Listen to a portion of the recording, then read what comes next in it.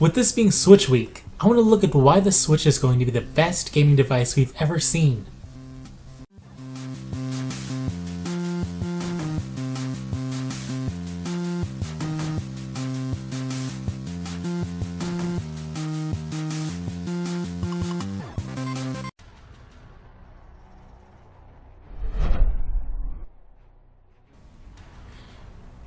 Recently, this most compelling thing hit me on exactly how compelling it is. The Switch is basically an Xbox or PS4. You can play all the same games. There's some small differences, but it maxes at rendering at 1080p, saving power for what actually matters, running quality engines and high quality models and resources. 4K doesn't matter. 1080p is enough for everybody to be happy, and it does waste a lot of power rendering at superfluous resolutions. The Switch is doing all the gamers needed to do, and not trying to wow spec whores. But then you can pick the console up and take it with you to play anywhere. Yeah, that sounds nice. You can keep going to a save point or finish a dungeon. But any game the system gets can be played fully portably. You can sit and lay in numerous positions instead of having to stay in place staring at your TV. Any game that comes to it, you can play as a passenger on a long car trip, or while waiting on somebody. Maybe you are pooping. Maybe you have a date with a girl or a guy, for you girls who watch my channel, or girls if... You get the idea. You have a date and they are taking their time getting ready, or they get caught in traffic. You can whip out your Switch and make a little progress while you wait. And when she arrives, put it away like a gentleman, unless she wants to play. All those moments in life where you have to wait add up, and you can make serious progress putting them to some use. The possibility developers can put any game on the Switch doesn't mean everyone will. But they can, and hopefully many will. Means if you missed out on a franchise you want to get into, whenever you have to wait over the course of a few weeks, you can finally play through games in that franchise. That possibility will sell craploads of stuff if it is realized. Which is why nearly every game needs to be on Switch in some way. You can't just pick up your PS4 and take it with you to play games elsewhere. You can't just pick up a PC or put a laptop in your pocket, like the Switch. The Switch changes the game. Nothing will be the same if Nintendo and third parties realize the opportunities before them.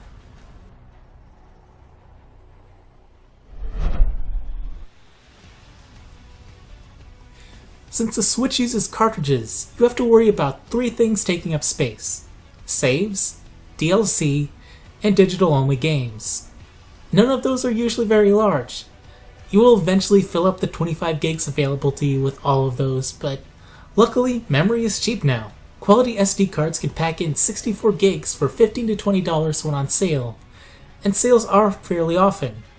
And if you live in an urban part of America, you probably have a micro center within 10 to 40 miles and you get 32 gig cards for $10 a pop every day with lifetime warranties.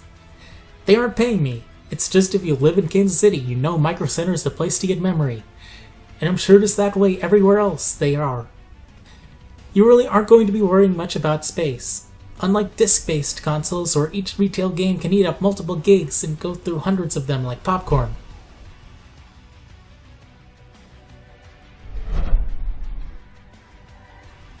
The fact you can lend someone a Joy-Con and enjoy a quick multiplayer match is not only compelling advertising, it is a great way to begin new relationships if you are shy or just generally dislike everybody. You can form a friendship based solely upon multiplayer gaming. Isn't that what really makes friendships fulfilling besides food, conversation, and intimacy? But most people suck, so you don't want to eat around them, talk to them in a meaningful way, or be intimate with them. So gaming it is. You can always have a handful of real friends too.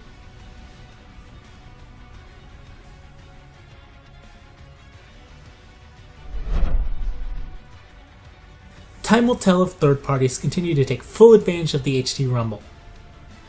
But if they do continue to implement realistic, nuanced sensations into their games, combined with the portability of any game ever aspect, it will make the Switch the home of the definitive version every time.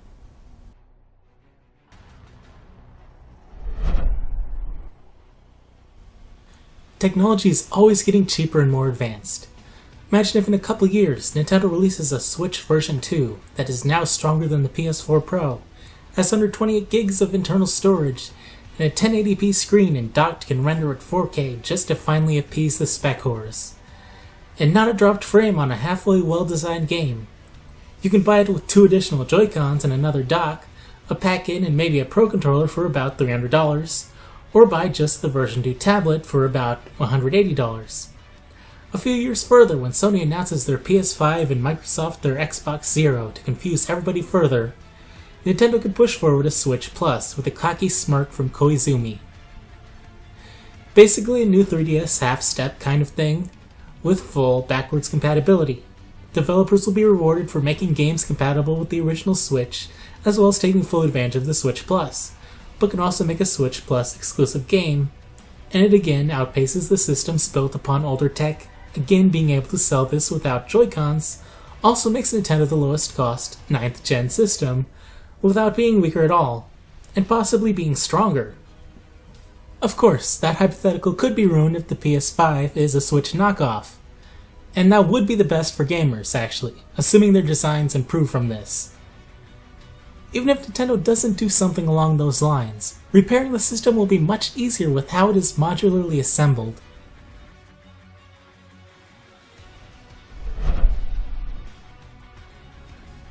Reviews for Breath of the Wild are leaking, and it is looking to be an incredible game. Likely Game of the Year. And sure, it releases on Wii U as well, but reports are coming out that Nintendo are being scumbags and have removed the map from the Wii U version to punish those who buy it instead. Say what you will about Nintendo. Bunch of dirty scumbags. But the best version is now on their new hardware. But they also got Konami to make a new Bomberman game, and I Am Setsuna is coming at launch. And for those who want a quick, cheap multiplayer game, they can also download Fast Racing and Snipper Clips. And the year will be filled with other great looking games coming just as you finish what you have from launch.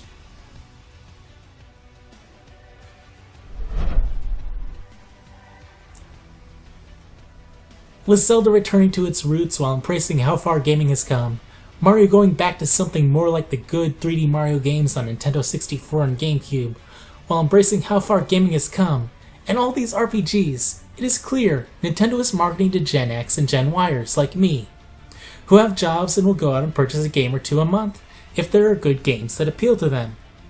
No waiting on birthdays or Christmas, we are adults who go out and buy most, if not all of our things and pay our own bills.